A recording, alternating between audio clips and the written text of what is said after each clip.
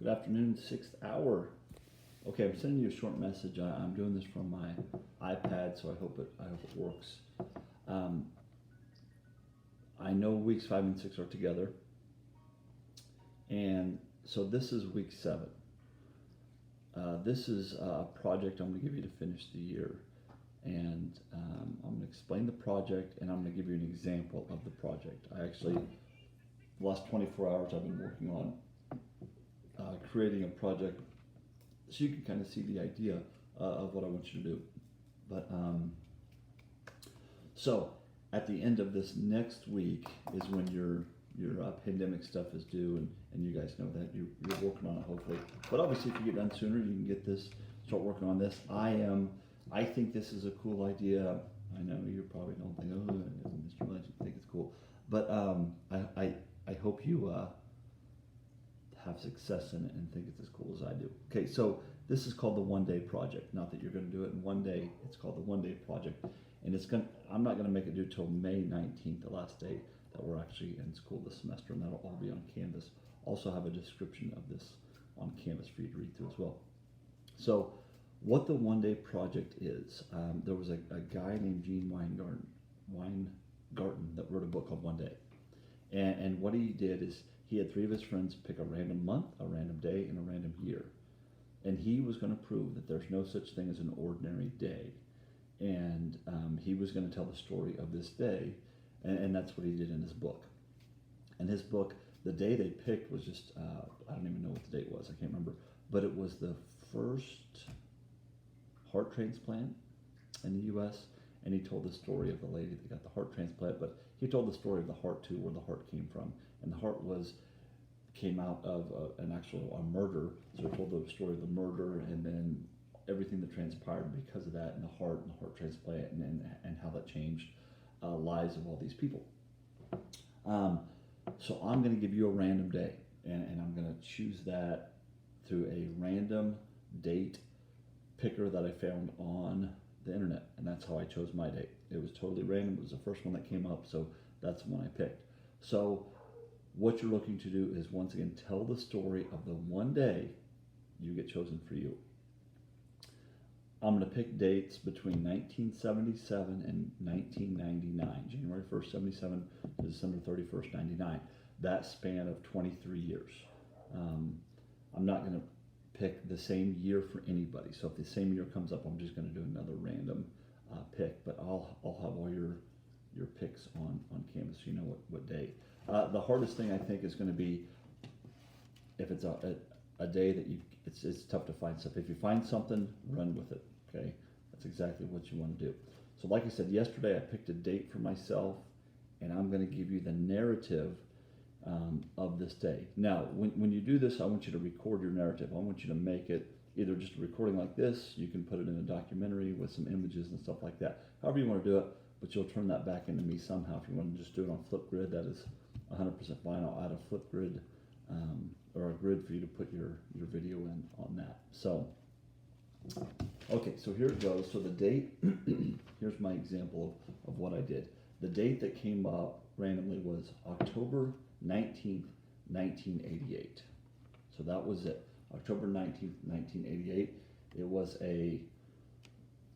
just a very very ordinary Wednesday. People are probably out getting, spice lattes, and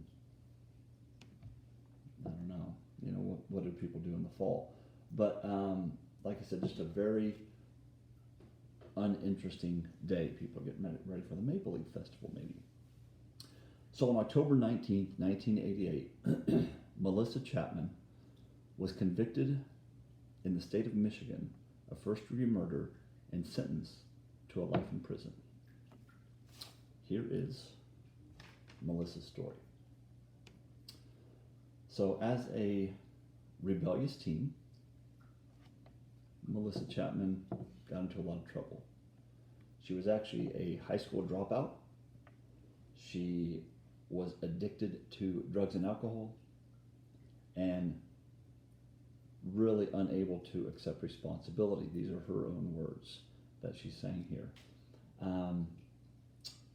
she had a boyfriend. Her boyfriend was also 17. His name was Robert Goodyear. And late on Christmas Eve, 1987, Robert Goodyear and Melissa and another one of their good friends were hanging out and drinking beer and just being who they were. And Robert Goodyear thought that the friend, Gaines is his last name, was flirting with his girlfriend. Now, Robert Goodyear was a very possessive, abusive boyfriend. And Melissa knew that she never talked to other people, other boys especially, wasn't around. She was estranged from her parents because he didn't like her being around her parents. So because he thought that they were flirting, he went into a rage and he shot Gaines twice in the head. He then, because of the psychological abuse, the physical abuse he had over Melissa, he told her she had to help him hide the body, burn the body, rob his apartment, and then they kind of went on the run. So although she didn't commit the murder, she was an active accomplice, and because she knew what may happen if she didn't help. So they were caught, and Robert was, as well as Melissa, was convicted and sentenced to life in prison for first-degree murder. Now, a little bit about Robert. Robert is still in prison, and throughout his prison sentence, he also had other charges that stemmed from the murder until they were convicted. It was a couple robberies. In prison, he had assaulted a guard. So he's up for parole in 2023 for his first chance of parole, but who knows if he'll get out. So I want to touch on the idea of the state Melissa Chapman was in, not the state of Michigan, but the idea of domestic abuse and the idea of, would she be convicted of the same crime today? The idea, and this is taken from the executive summary from Penal Code International. The title is Women Who Kill in Response to Domestic Violence, How Do Criminal Justice Systems Respond? And I quote, in the United States, self-defense appears to be the main defense that is relied upon by defendants. Evidence of abuse may be a factor in determining the reasonableness of a defendant's actions. And it lists the states and how states say they have the ability to go from murder to manslaughter.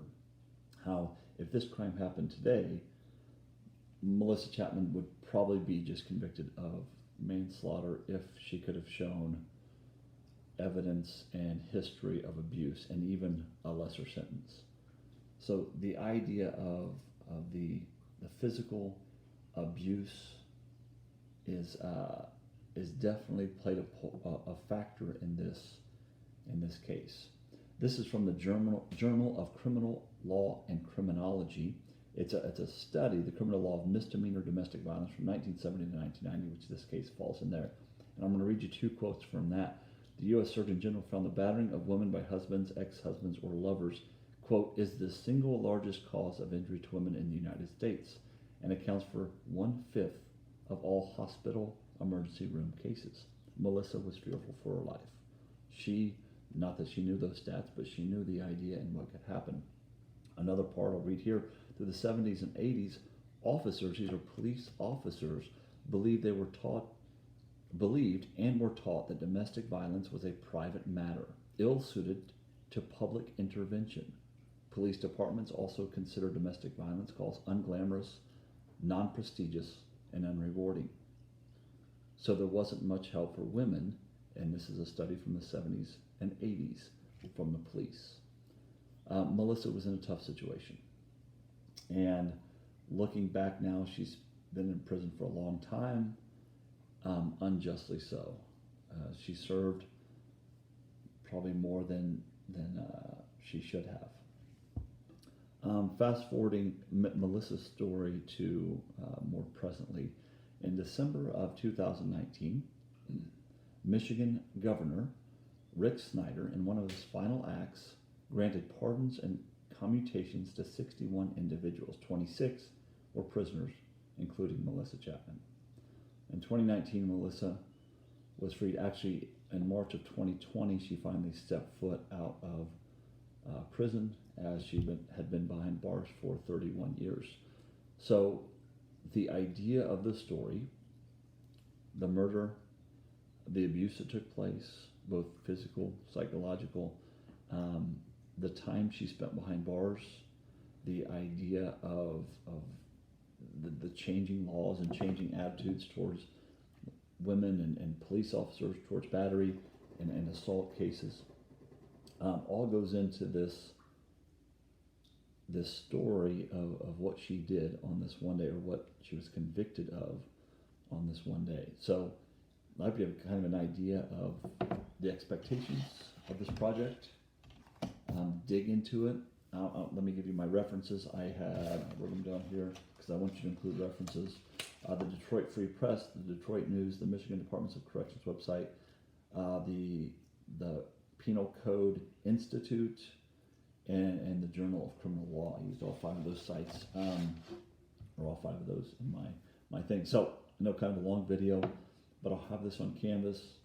Be on Zoom. Let me know if you have any questions. It's called the One Day Project, One Day in History. I'm going to get up. I'm going to go through my random date picker, and I'm going to pick y'all a date. So have a good weekend. See you guys.